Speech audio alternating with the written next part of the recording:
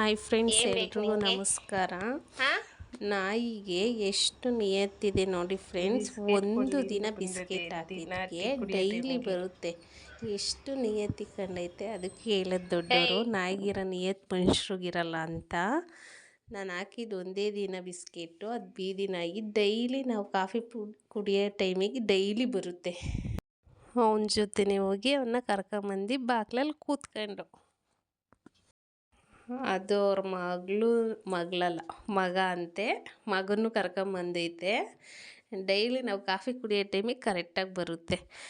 ಅದು ಬಂದು ಹಾಲೇ ರೆಡಿಯಾಗಿ ನಿಂತಿತ್ತು ಬಿಸ್ಕೆಟ್ ತಿನ್ನೋಕ್ಕೆ. ನಾವು ಎದ್ದಿರೋದೇ ಇವತ್ತು ಲೇಟು, ಇನ್ನೂ ಹಾಲು ತಂದಿರಲಿಲ್ಲ.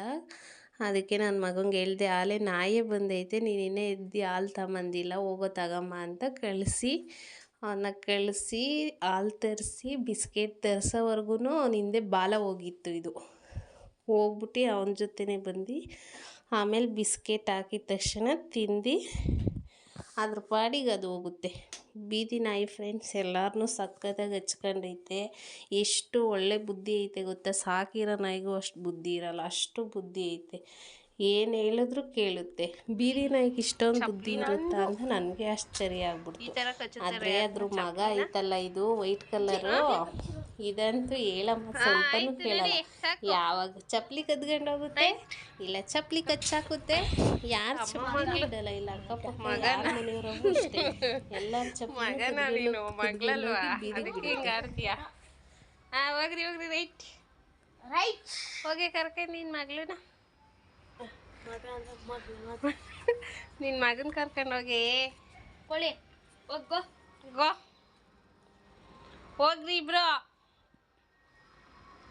ನೋಡು ಓದ್ತಾರೇನ ಅಮ್ಮ ಮಗಳು ಮಗನ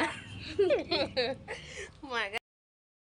ಬಿಸ್ಕೆಟ್ ಎಲ್ಲ ಹಾಕಿದ್ಮೇಲೆ ಸ್ಕೂಲಿಗೆ ಟೈಮ್ ಆಯಿತು, ರೆಡಿಯಾಗಿ ಹೋಗ್ರಿ ಅಂತ ಹೇಳಿದೆ ಗುಂಡ ಯೋಗಿಗೆ.